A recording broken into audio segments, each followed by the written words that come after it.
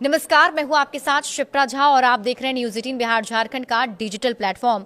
बांग्लादेश में हालात तनावपूर्ण बने हुए हैं और भारत के साथ उसके द्विपक्षीय संबंध भी ताक पर हैं। बीते कुछ समय में बांग्लादेश में भारत के दूतावास को भी निशाना बनाने और भारत विरोधी नारा देने की कई घटनाएं सामने आई। इसके साथ ही लगातार अल्पसंख्यकों के साथ हो रही हिंसा को लेकर भी भारत में काफी नाराजगी है।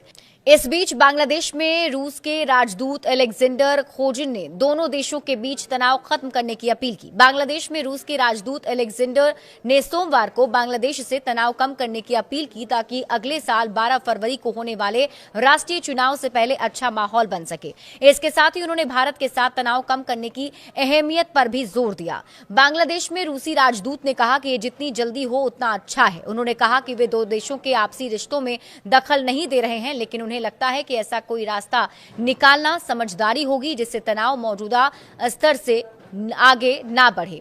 रिश्ते आपसी भरोसे और विश्वास पर आधारित होने चाहिए। बांग्लादेश में 12 फरवरी 2026 को होने वाले चुनाव को लेकर उन्होंने उम्मीद जताई है कि वोटिंग समय पर होगी।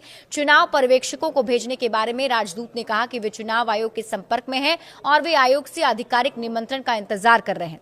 बांग्लादेश में हालातों को लेकर पूर्व मंत्री मोहिबुल हसन चौधरी ने कहा, बांग्लादेश में हालात बहुत तनावपूर्ण हैं, खासकर राजधानी ढाका और हमारे दूसरे शहर चटगांव में, क्योंकि इसे सत्ताधारी सरकार का संरक्षण मिल रहा है।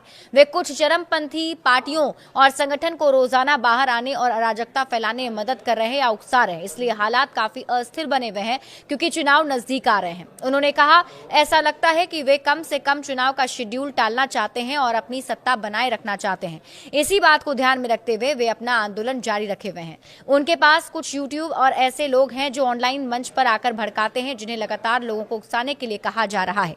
इसके अलावा उनके पास हिज्ब उत तहरीर और जमाते इस्लामी छात्र संगठन शिविर जैसी कुछ चरमपंथी राजनीतिक पार्टियां भी हैं।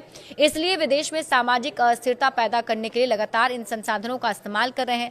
बीते कुछ दिनों में वहां पर जो भारत विरोधी गतिविधियां देखने को मिली, उसे लेकर मोहिबुल हसन चौधरी ने कहा, भारत विरोधी प्रदर्शन सिर्फ ढाका और चटगांव के कुछ हिस्सों तक ही सीमित है।